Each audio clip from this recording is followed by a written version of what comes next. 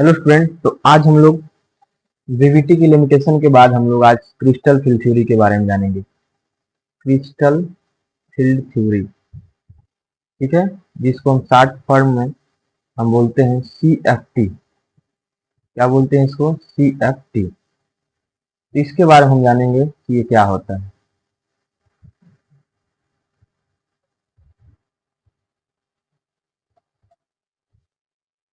तो जो आपका वीवीटी का लिमिटेशन था, वीवीटी का लिमिटेशन क्या था? वीवीटी का लिमिटेशन था कि वो मैग्नेटिक प्रॉपर्टी और लिगेंड के वीक और स्ट्रांग होने के बारे में, या आपका कह सकते हैं स्पेक्ट्रल प्रॉपर्टी को नहीं समझा पाया था। तो उसको समझाने के लिए दो साइंटिस्ट, जिसका नाम है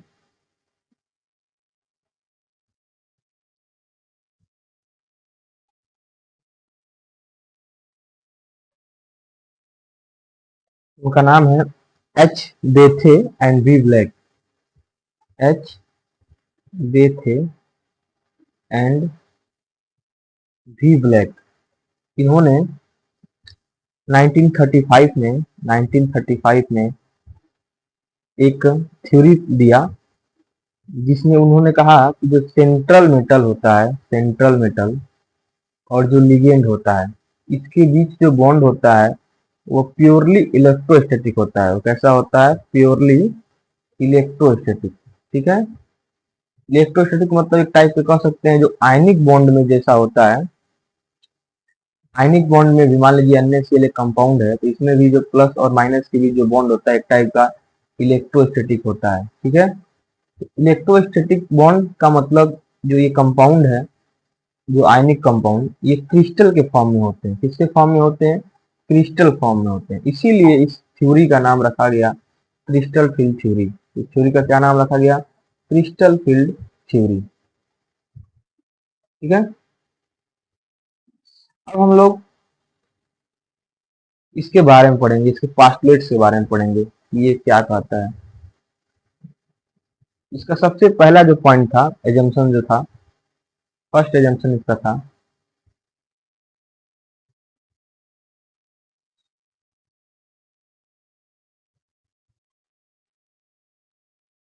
ये क्या था पहले इसको हम बता दे रहे हैं, फिर आपको राइट करके बताएंगे। इसका जो पहला एजम्पशन था कि जो मेटल और लिगेंड के बीच जो बॉन्ड होता है, मेटल और लिगेंड के बीच जो बॉन्ड होता है, ठीक है, वो पूरा एराइज होता है। कहाँ से एराइज होता है? वो प्योरली इलेक्ट्रोस्टैटिक है। वो प्योरली क्या है? इलेक्ट्रोस्टैटिक इंटरेक्शन है। प्योरली इलेक्ट्रोस्टैटिक मतलब कि प्लस और माइनस के बीच जो होता है इलेक्ट्रोस्टैटिक इंटरेक्शन है। ठीक है। और ये इंटरेक्शन जो है ये सिमिलर होता है किसमें? ऐसा जो इंटरेक्शन है वो सिमिलर ऐसा ही हमको मिलता है आयनिक क्रिस्टल में। किसमें?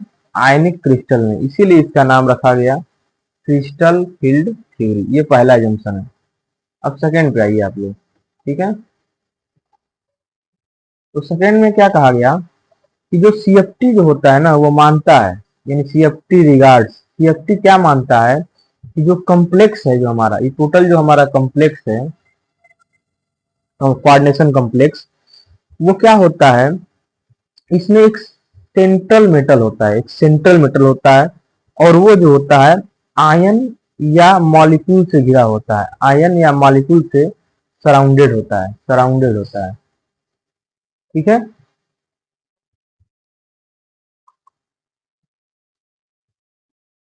आयन आयन या मॉलिक्यूल से सराउंडेड होता है। और इसी में एक चीज और देखिए, जो आयंस होते हैं उसको हम कंसीडर करते हैं कि वो जो है वो इलेक्ट्रिक डाइपोल है या पॉइंट चार्ज है। इलेक्ट्रिक डाइपोल है या जो है वो पॉइंट चार्ज है। इलेक्ट्रिक डाइपोल है या इसको मान सकते हैं कि वो पॉइंट चार्ज है, निगेटिव चार्ज। ठीक है। पॉइंट निगेटिव चार्ज मानते हैं लिगेंड को, याद रखिएगा, या पॉइंट डाइपोल्स। ये हो गया सेकेंड। अब थर्ड देखिए।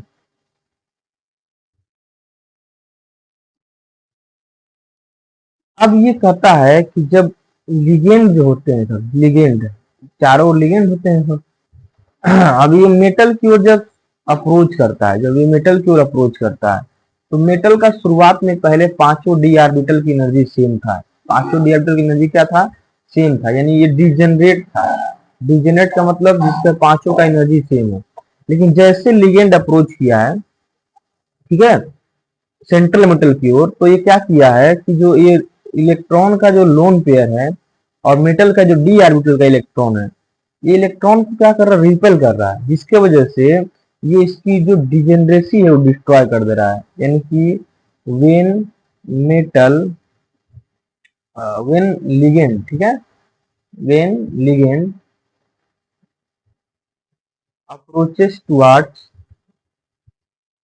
Approaches towards central metal, then the electrons of central metal and ligands repel each other, ठीक है, which causes जिससे वजह से क्या होता है?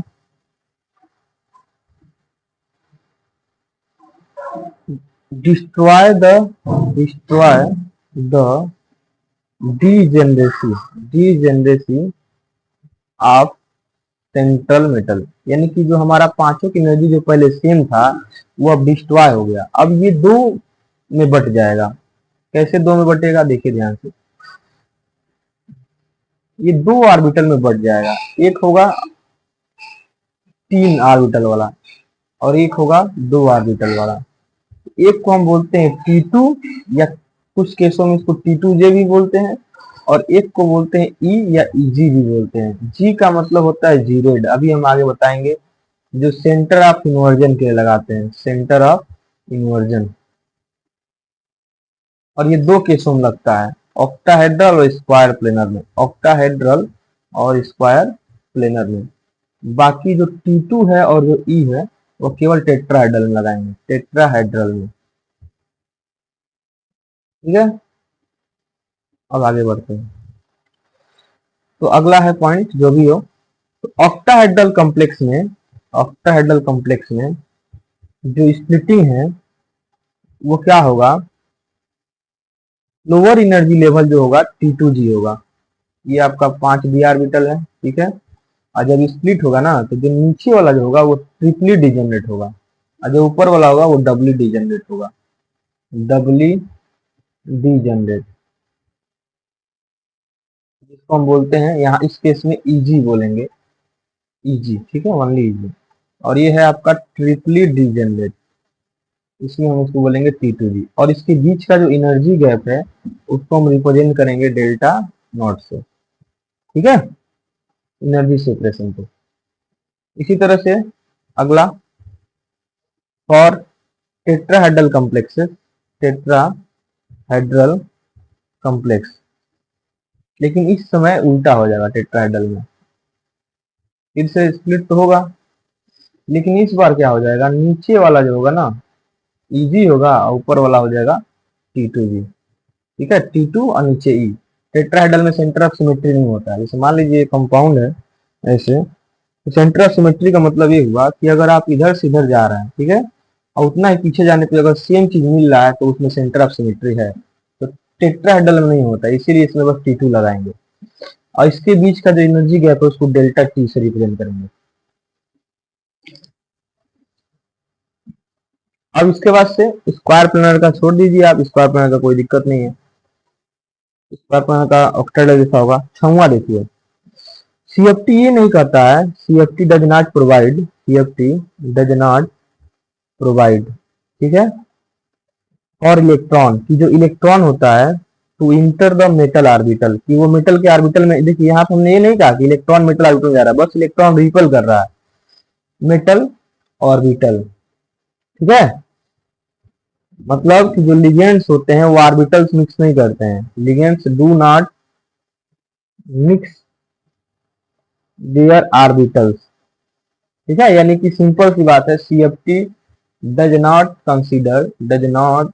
Consider orbital overlap, orbital overlap, ये हो गया आपका।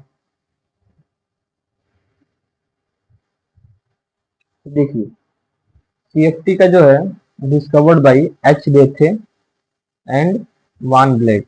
एच बेथे और वान ब्लैक ने जो है डिस्कवर किया था। H Bethe and Van Vleck. इस पर से देखिए कब किया था, 1935 में। उसके बाद से according to this theory the bonding between, हमने बताया कि जो सेंट्रल मेटल है और जो आयन है लिगेंड जिसे बोलते हैं, उसके बीच जो बॉन्डिंग है वो प्योरली क्या है, इलेक्ट्रोस्टैटिक है। अब इसका जंक्शन क्या है, मेटल लिगेंड, पहला वाला ये मेटल और लिगेंड के बीच जो बॉन्ड एराइज होता है वो प्योरली क्यों, किसकी वजह से होता है, इलेक्ट्रोस्टैटिक होता है between metal and ligand. These interaction are similar to those between ions of crystal, मतलब कि जो आयनिक क्रिस्टल में होते हैं उसके बीच जो हमारा इंटरेक्शन होता है वैसा ही सीएफटी में मेटल और लिगेंड के बीच होता है, इसीलिए इसको हम सीएफटी बोलते हैं।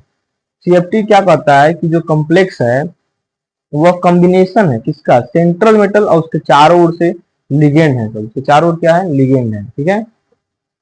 सेंट्रल मेटल के चारों ओर लिगेंड है, ये याद रखिएगा।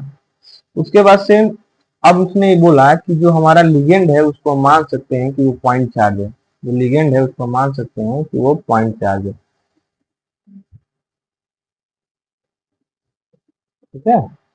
It consider the ligand ligands as point charges, ये लिगेंड्स को क्या समझता है, पॉइंट चार्जेस या पॉइंट डाइपोल, याद रखिएगा आप लोग।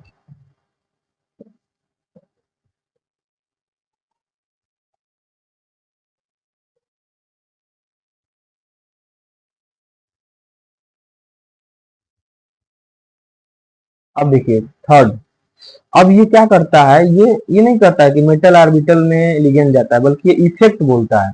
जो डी ऑर्बिटल्स होते हैं पहले तो उसमें जो उसकी पांचों की एनर्जी सेम होती है और ऐसे को हम डी जनरेट ऑर्बिटल बोलते हैं।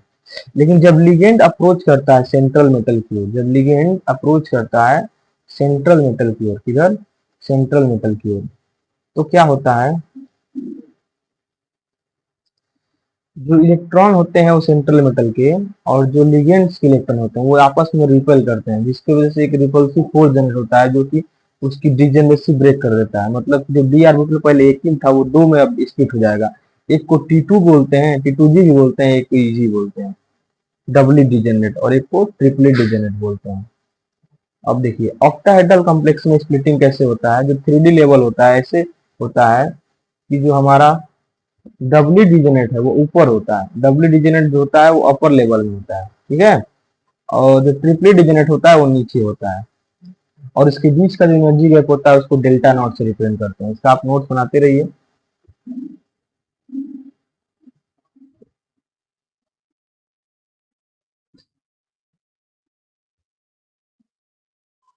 और उसके बाद से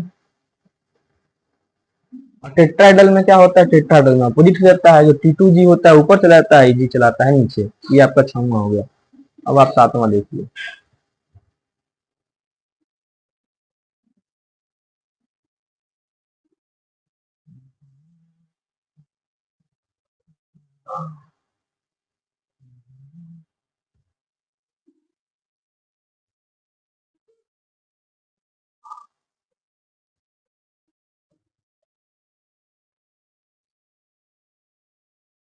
इस टोटल टेट्राहेड्रल आपको एग्जाम में ये नहीं लिखना है, आपको एग्जाम में ये लिखना ही नहीं है, ये वाला, ठीक है। ये वाला देखिए, CFT ये नहीं करता है कि जो इलेक्ट्रॉन्स होते हैं वह मेटल ऑर्बिटल में इंटर करते हैं, यानी कि ये ऑर्बिटल ओवरलैप को मानता ही नहीं है, हाइब्रिडेशन के विश्वास में रखता है, ठीक है। तो ये आपका CFT था, एक बार आपको हम रिवाइज कर दे रहे हैं।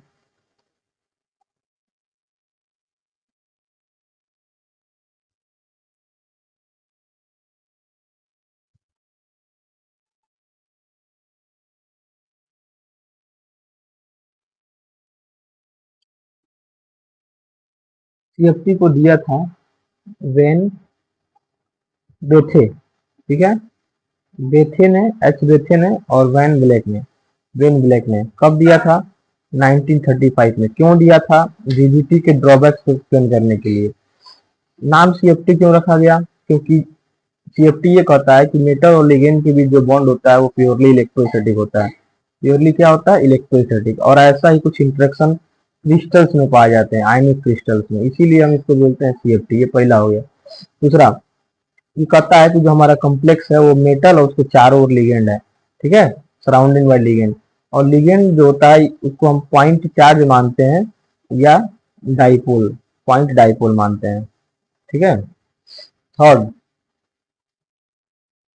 थर्ड ये है कि जो डी ऑर्बिटल होता है उसका पांचवा ऑर्बिटल की एनर्जी सेम होता है, यानी डी जनरेट होता है। लेकिन जैसे ही मेटल जो होते हैं सब लिगेंड, जब इसकी ओर अप्रोच करते हैं सब, तो लिगेंड के इलेक्ट्रॉन और इनके इलेक्ट्रॉन में रिपल्सन होता है, जिसकी वजह से लिगेंड इसको अफेक्ट करता है और इसकी जो डीजेनरेसी जो थी वो डिस्ट्रॉय हो जाती है। यानी कि जो पांचों की एनर्जी जो सेम थी वो दो भाग में बढ़ जाएगी। दो भाग का नाम है, एक दो और एक तीन, ठीक है।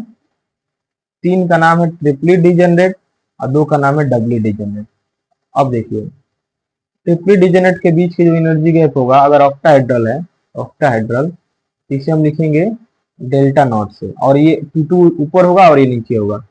लेकिन अगर टेट्राहेड्रल है, टेट्राहेड्रल, तो टेट्राहेड्रल में अपोजिट हो जाएगा। टेट्राहेड्रल में हो जाएगा आपका, ये ऊपर हो जाएगा ट्रिपली और ये नीचे हो जाएगा, और इसके बीच के गैप को लिखेंगे डेल्टा टी। और डेल्टा टी और डेल्टा नॉट में आपका एक रिलेशन है, ये रिलेशन है। और बाकी आपको हम इसका लिमिटेशन और इसका एप्लीकेशन हम नेक्स्ट वीडियो में बताएंगे। तो वीडियो देखने के लिए धन्यवाद। चैनल को लाइक कीजिए, सब्सक्राइब कीजिए, शेयर कीजिए दोस्तों का।